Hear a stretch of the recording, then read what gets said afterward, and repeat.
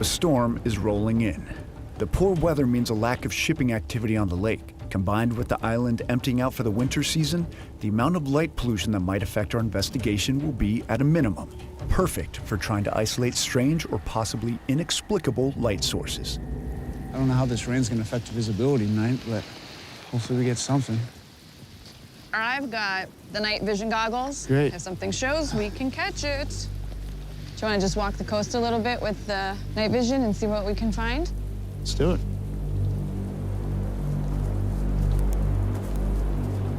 I mean, that's picking up Everything. a remarkable amount of light. There's mainland.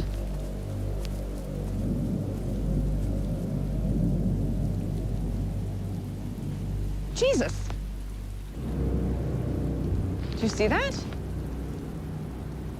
Is it fluctuating? What do you think this is? No clue. One of the other things that I'm thinking of, have you heard of Pepper's ghost? Isn't that a stage thing? Exactly. Do you want to see it in action? How are we gonna see that in action? I brought some glass. Did you really? Yeah. All right, yeah, let's try it. Pepper's ghost is basically an old stage and screen trick that's used to mock up a ghostly projection. All you need is light and a light-bending surface like glass or plastic, or even water. The most ghostly thing I could think of around here is your face. So should we, That is maybe the nicest thing that you have ever said to me. Yeah. You get the camera set right here. I've got this glass here. Oh my God, yeah. Right? Okay, yeah, I see Here, it. lower the... Ooh. Look at that. It totally works. We have a floating Jess. Jess head. So this camera is basically acting as the audience right now. Okay. So this is the view that they would have. Stage would be over here.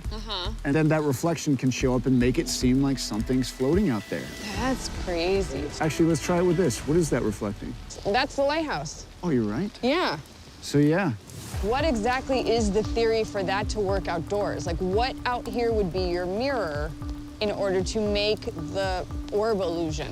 That's a really good question. I guess in some cases, maybe the water, under certain conditions, this lake could be so smooth that it reflects light in really kind of bizarre ways. And you know what? Growing up here, I mean, I have seen the Great Lakes. They can be so smooth that they do act as a mirror. For almost perfect reflection. Wow. So do I think this explains what Todd saw show up right next to him and zoom by him 70 miles per hour?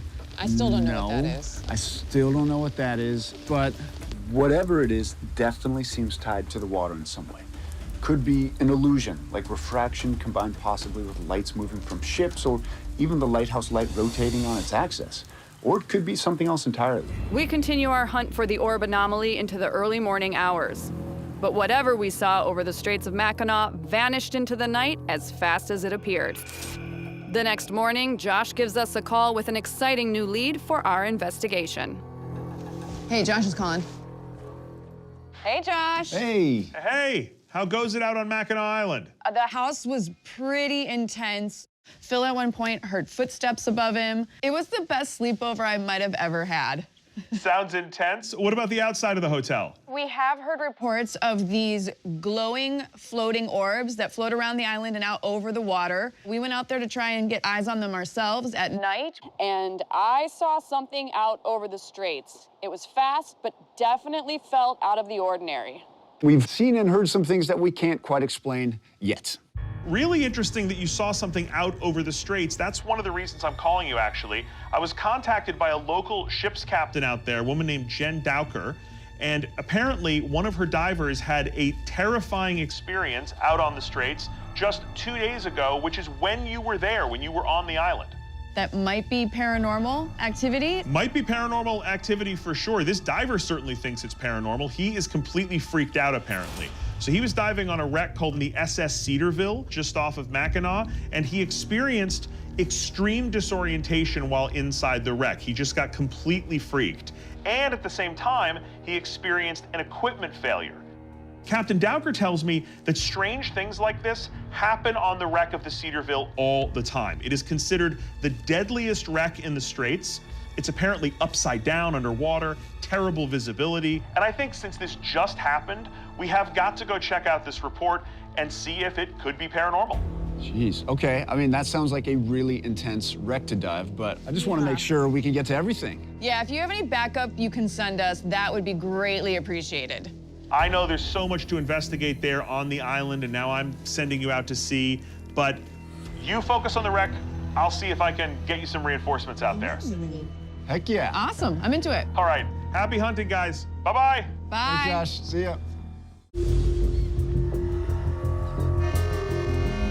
The next morning in Mackinac Harbor, Captain Jen and her boat pull in to take us out to investigate the area's most notorious shipwreck, the SS Cedarville. Captain Jen. Welcome aboard. Thanks for having us. Hello. All right, let's get fired up. That was really loud. I was not prepared mentally or emotionally for that. Sorry.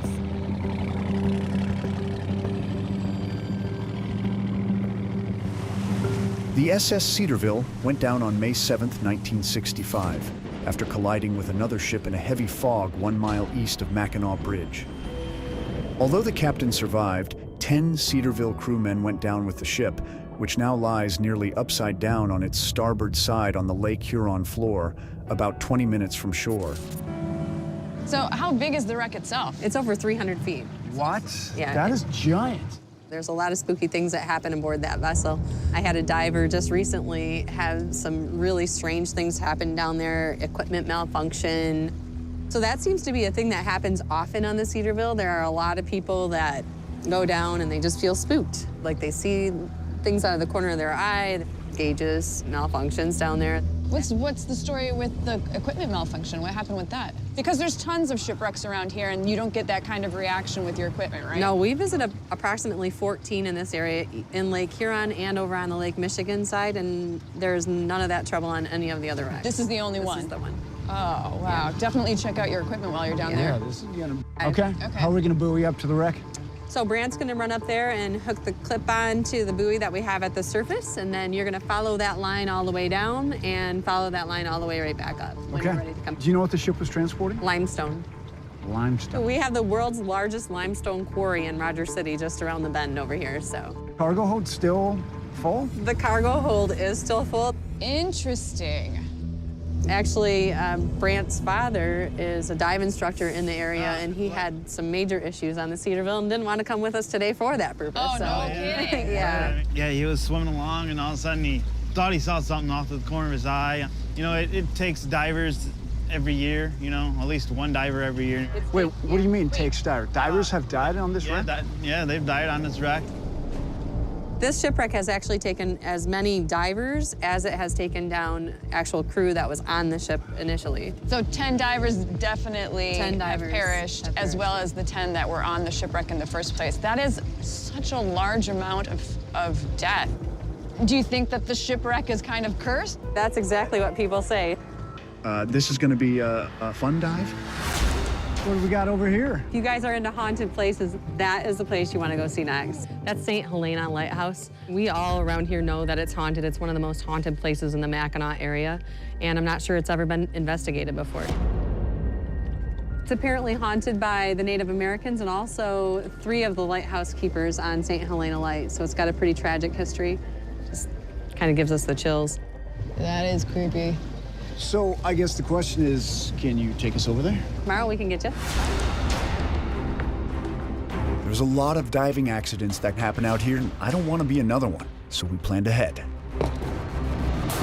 Joining me on this dive will be our producer Brian, along with 2 safety divers with decades of experience in these treacherous waters.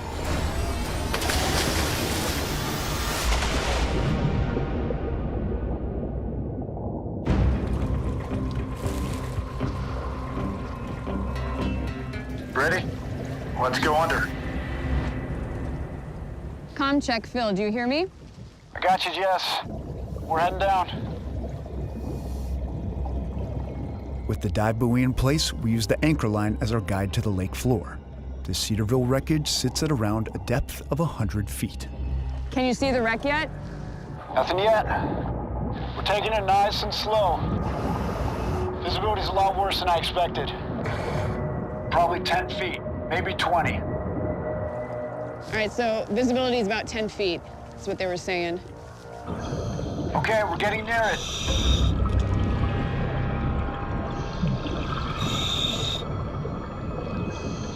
It's almost totally upside down. Maybe a 60-degree angle. How's the wreck looking? What are you guys seeing down there? Visibility is terrible. A lot of silk.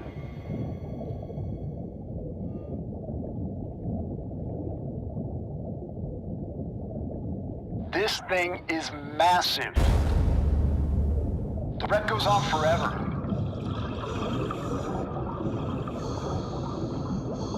All the shadows down here look super creepy.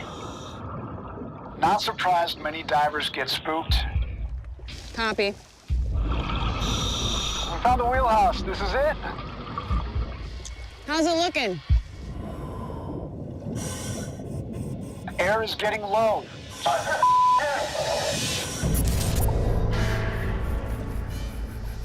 What was that? Watch your head. Yeah, that's what I thought I heard too. Watch your head. Repeat.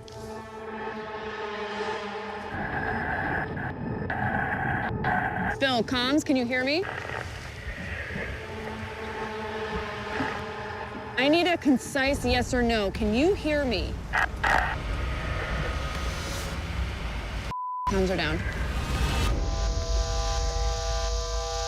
The Straits of Mackinac are known as one of the most dangerous waterways in America.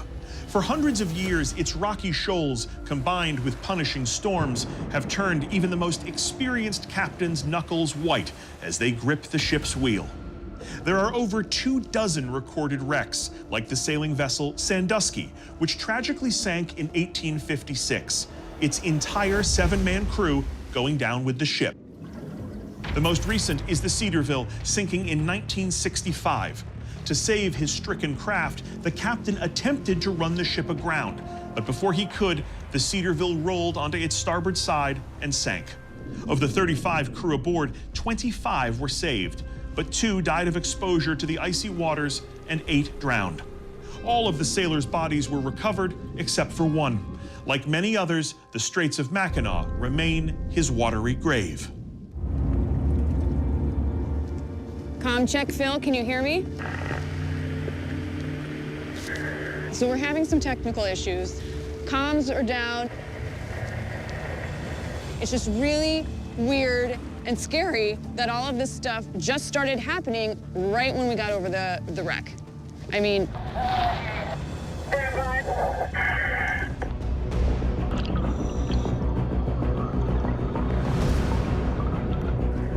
Brian, is everything okay?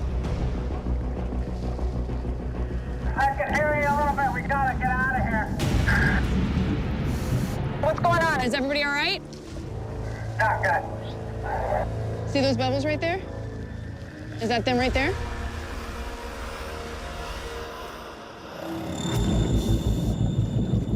They're here. You okay? Yeah?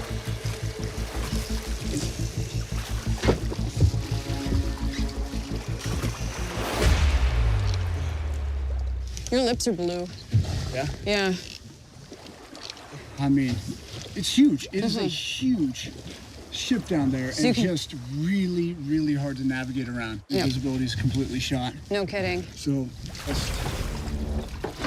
everything about it just felt kind of not right. Air was going really fast. Air was going fast. Like super fast. Do you think it was leaking? Are you in the red too? You're in the red? I'm probably in the red. Right there, man. Yeah, I'm in the red. Oh my God, you guys. Like it disappeared. That's an awful lot of bad luck. And or paranormal activity messing with you.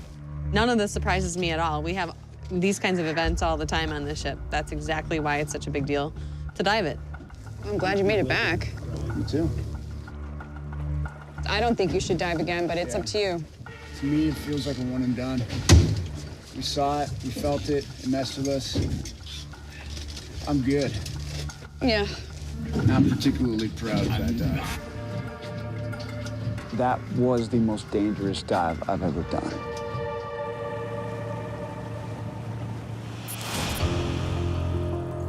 After a dangerous day on and under the water, we're no closer to solving Mackinac's mysteries.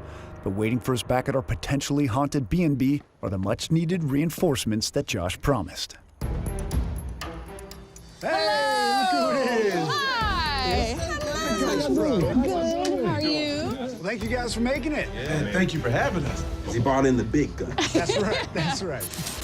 Marcus, Juwan, and Dalen make up the Ghost Brothers.